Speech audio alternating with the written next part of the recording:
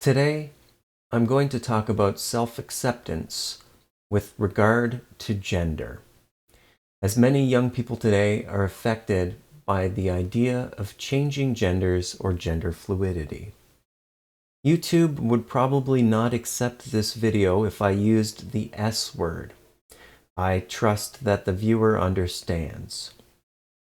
This idea is packaged as a form of modern social acceptance that was not available in the recent past.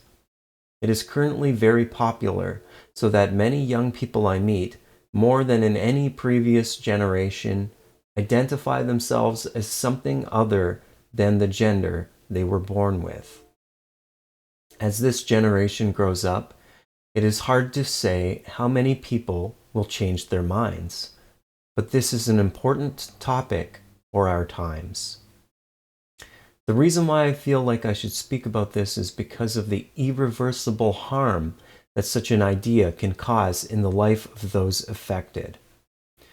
This idea is taught as an important progression in social acceptance, but is a form of self-rejection, which can lead to irreversible medical intervention that is both unnecessary and physically harmful in the form of hormone treatments or even surgery.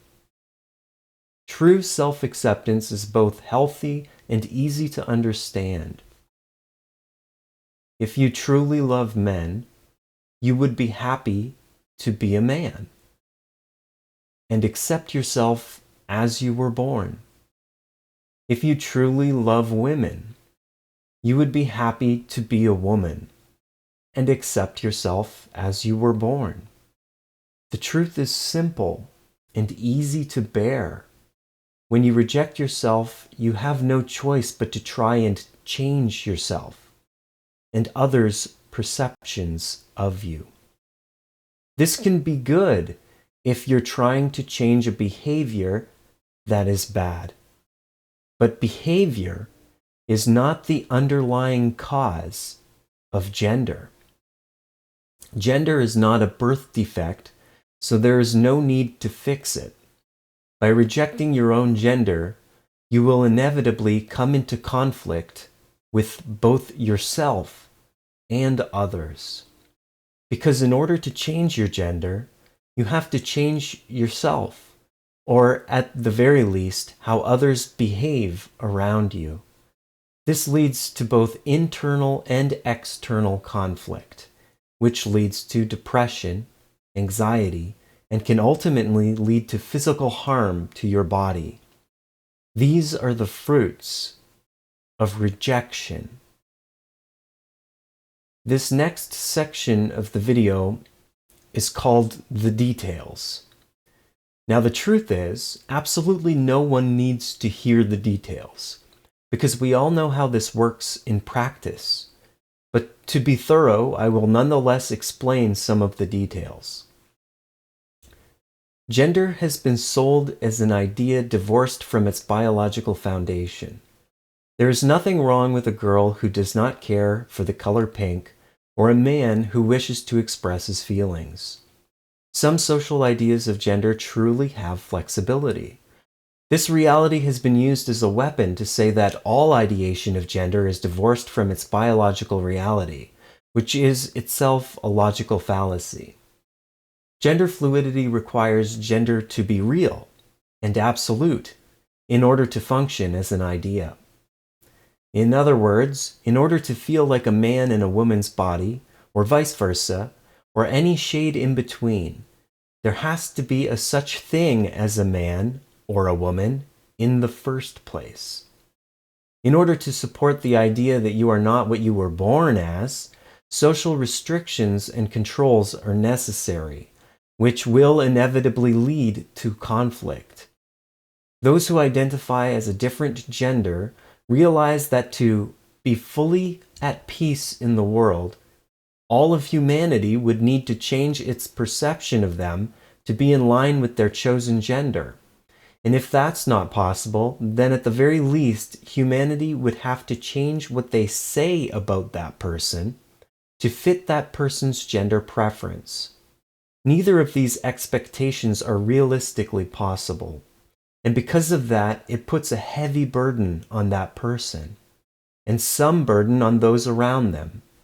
For example, if you look like a man but wish to be referred to as a woman, inevitably, even the best intentioned person will refer to you as a man.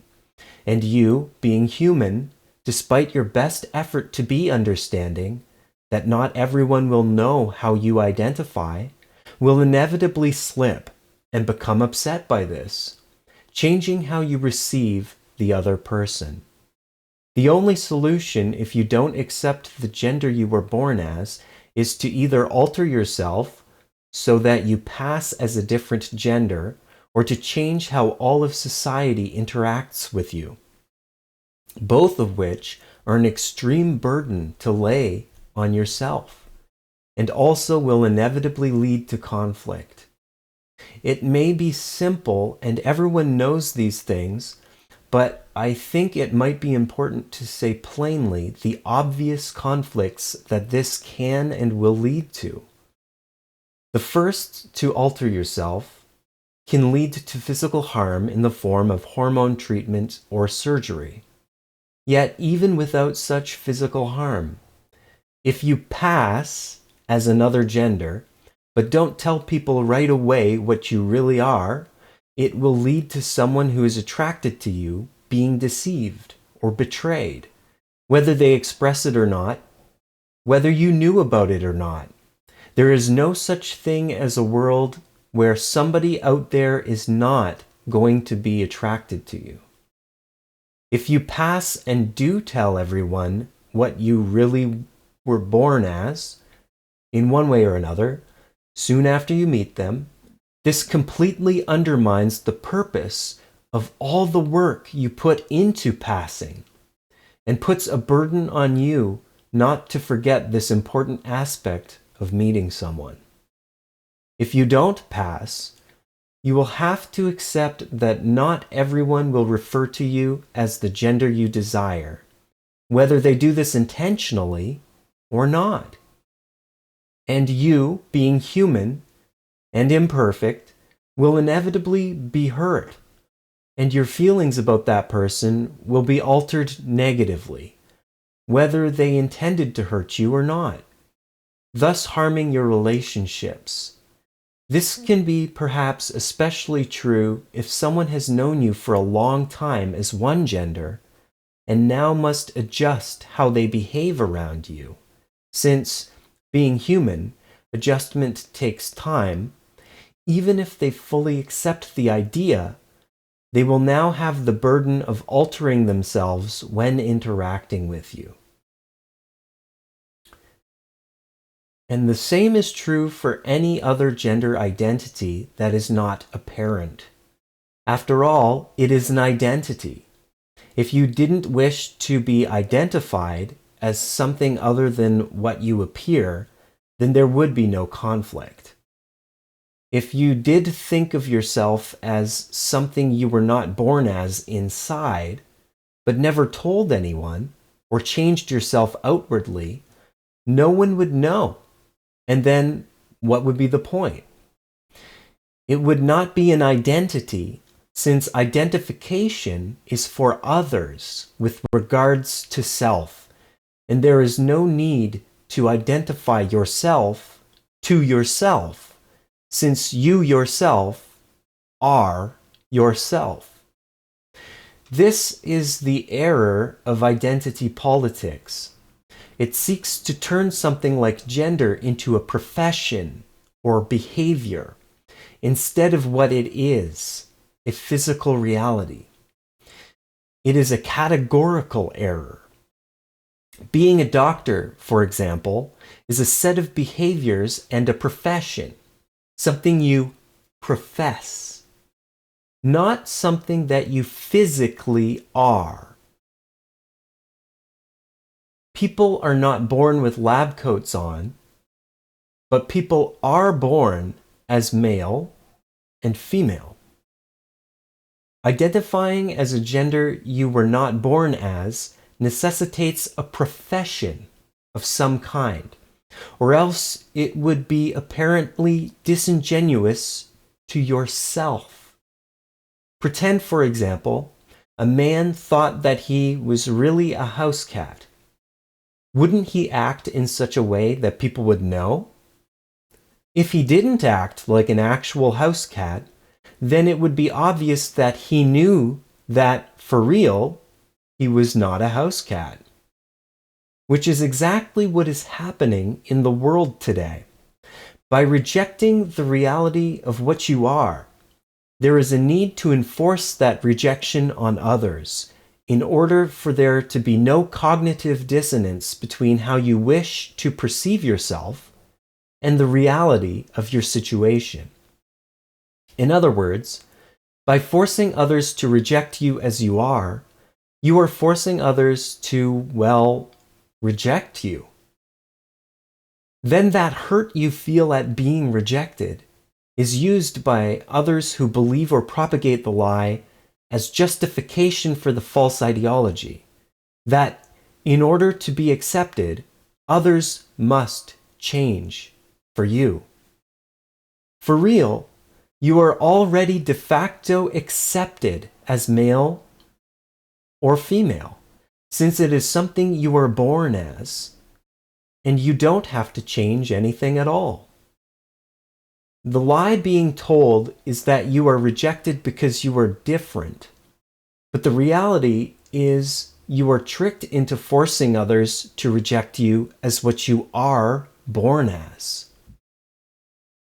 It is like telling yourself that white is in fact black, and trying to force the world to say that white is black too, to protect yourself from outward rejection and the cognitive dissonance caused by your inward rejection. But we all know that everyone understands and needs to understand the reality of what you were born as in order to practically interact. So such a social construct as gender fluidity is unsustainable due to its inevitable conflict with the underlying practical reality of human interaction. Such change is unsustainable not because human beings are incapable of social change, but because reality, that is to say, truth, is immutable. When we are rejected, our interactions with others are, by definition, limited in ways that hurt us. When we are rejected, we hurt. When we are deceived, we lose trust. Why reject your own gender in the first place? Is it possible that if you truly loved and accepted people of that gender, you would not reject yourself as that gender? It has also become a form of social status. People perceive a benefit to identifying as something other than the gender they were born. Otherwise, they would have no desire to re-identify as something else, whatever that be. Identity politics is modern-day tribalism. Words like cisgendered are invented so that people can describe the other tribe. Then only cisgendered people who conform to your ideas by assent are allowed, but they themselves are not a part of your tribe, even if you accept them socially, because in practice they have rejected your tribe, because they accept themselves as what they were born as. Why don't cisgendered people typically ask you to accept yourself as you were born, when they themselves do accept themselves as the gender they were born? They will always be strangers in your midst, having to police their language around you and having the burden of keeping in mind that they must pretend you are something you are not. Everyone knows in reality that this is a burden, and we've all experienced it. For example, among young people who speak English, it is now extremely common to ask, "What are your pronouns?" Gender is given this undue importance in social interactions because people are afraid of saying the wrong thing. It has gotten so restrictive that even if someone does look completely male or female, people will still ask for their pronouns just in case. Because gender fluidity is treated as physical reality, what that means practically is that the person who is offended is always right socially. Because the implicit threat of not complying with the gender fluid social construct is rejection. The fear of tribal ostracization. If you speak wrong, you cannot hang out with me. Even if it is a mistake, I can choose to use that power against you. It is an unfair relationship. The entire thing is all about rejection. The tribe of upholding gender fluidity as a reality wields rejection as its ultimate power because the idea itself is based on rejection.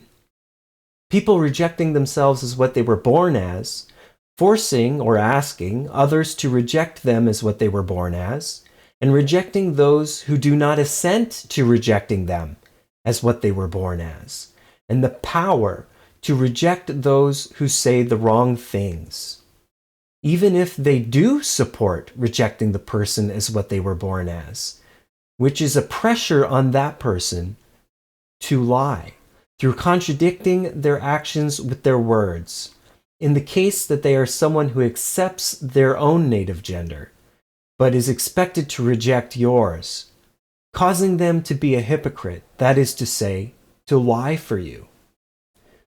Because true gender is not a social construction but a physical reality, when you identify as a false gender, it then must be supported through your actions and speech, something that has to be taught to others by you. You become the teacher and everyone else becomes your student. And when anyone speaks the truth or acts upon the truth, even by accident, with regards to your gender, you will then feel rejected because your identity, has become tied to the false gender, to a lie about reality. It is unsustainable. You can never do enough to support something that is untrue. You can never make an untruth true. It is an endless effort. It is an unbearable burden to place on yourself. It is both easier, healthier, and will make you happier to accept, love, and embrace your true gender. You will harbor no ill feelings about whichever gender you would have rejected, and you won't come into conflict with yourself, with reality, or others in this regard. I hope for those of you who watch this and are struggling with gender identity, that you can say, you had me at, I'm rejecting myself. The most important thing, I think, the takeaway of this video is that people have been deceived into rejecting themselves and others in the name of acceptance. And it is my prayer that you change your mind and do not go down this path of rejecting yourself and asking others to reject you too. And even though it takes courage, love others enough to ask them to consider accepting themselves as the gender they were born, instead of rejecting themselves. I'm only human too, and I hang out in artistic circles where gender fluidity is the norm. I'm afraid of these conversations myself. And if I were perfect, I would not be afraid. But I am not perfect. So I understand. I fear losing those who would not listen, but would use that power I talked about the power of offense given by the gender fluid social construct to reject me. And I hate rejection.